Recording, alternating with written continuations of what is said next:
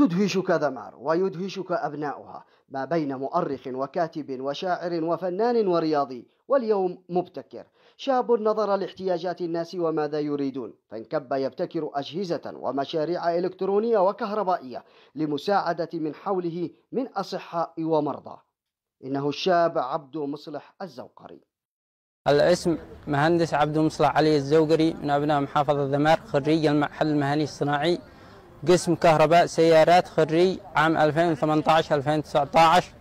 الاختراعات: تم اختراع الجهاز الأول وهو الجهاز النبضي للأعصاب، بحيث تم تجربته بقيادة الدكتور هادي مجلي المختص بالأعصاب والدماغ،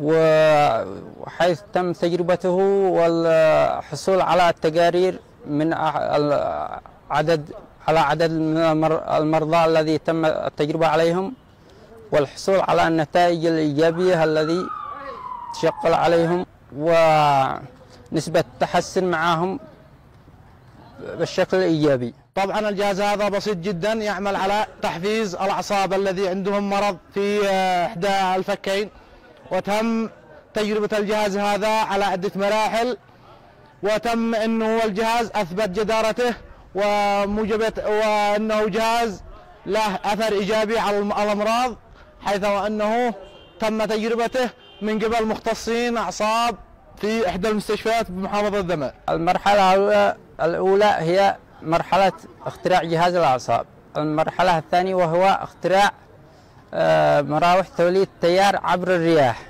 وبالفعل موجودة هنا في المعهد.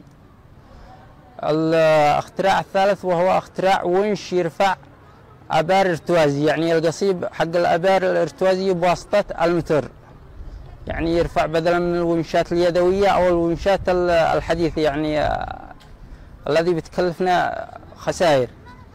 فاخترعنا وحولنا بأن نرفع بواسطة المتر لتسهل على المواطن من التكاليف. بواسطة أدوات بسيطة استطاع هذا الشاب الريفي من تقديم نماذج لعدد من الابتكارات التي أنجزها، ابتداء بمروحة لتوليد الطاقة الكهربائية، وجهاز لضخ المياه، وجهاز نبضي للأعصاب الذي تم تجربته على أكثر من 30 حالة ساعدها في العلاج عبر نبضات كهربائية بسيطة وشديدة، وعدد آخر من الابتكارات وبأدوات متواضعة. تم ابتكارها بأدوات بسيطة جدا، ومن الممكن أن نستخدمها في حياتنا العملية بدون أي مكلفات أو أي مبالغ مالية طائلة، حيث أنه يعني بسيطة جدا نستخدمها في أي مكان وفي أي استخدام، يعني سواء كانت في أدوات يعني مثلا في الأقسام الزراعية مثلا أو في المنازل نرفع الماء للسطوح. هذا بالنسبة للاختراعات التي اخترعناها برفع الماء. المواد المستخدمة نحتاج إلى قطع الإلكترونية وبعض المكثفات والأدوات اللازمة لكي نطور وننتج من هذه الأجهزة. المصادر هي مصادر من قطع إلكترونية ومفيدة في المجتمع هذا، ونحتاج إليها ضروري في حياتنا الشخصية، بل نحتاج إلى تطوير ودعم مثل هذه المشاريع، ونحتاج إلى دعم مالي لكي نطور من هذه الأجهزة وتكون جاهزية الاستخدام في المستشفيات أو في حتى البيوت لمن حصل لديه مرض أو مرض الشد الأعصاب أو الجلطات الدماغية، فهذه هي مهمة في حياتنا. بالنسبة للموضوع المخترعين والمبتكرين، نعتبر هذه ابتكارات مشاريع الطلاب الذي هم معنا خريجين المعهد الصناعي بجميع أقسامه.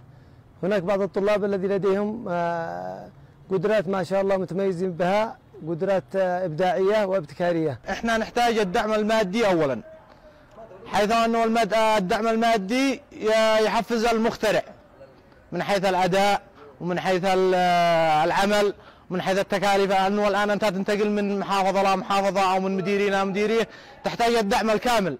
مستقبل إن شاء الله ناجح ومبدع، ونحن نحتاج إلى دعم، نوجه رسالة إلى الجهات المختصة في دعم هذه المشاريع وهذه الابتكارات وأن يدعموا الطلاب المبتكرين والمخترعين والمبدعين في إنشاء مشاريعهم وخدمة أبناء المجتمع. ربما بعض من الدعم، من التشجيع ومن التأهيل والتدريب كفيلة بأن تفجر قريحة هذا الشاب بابتكارات جديدة تساهم في خدمة المجتمع وتطوير قدراته الشخصية والعملية.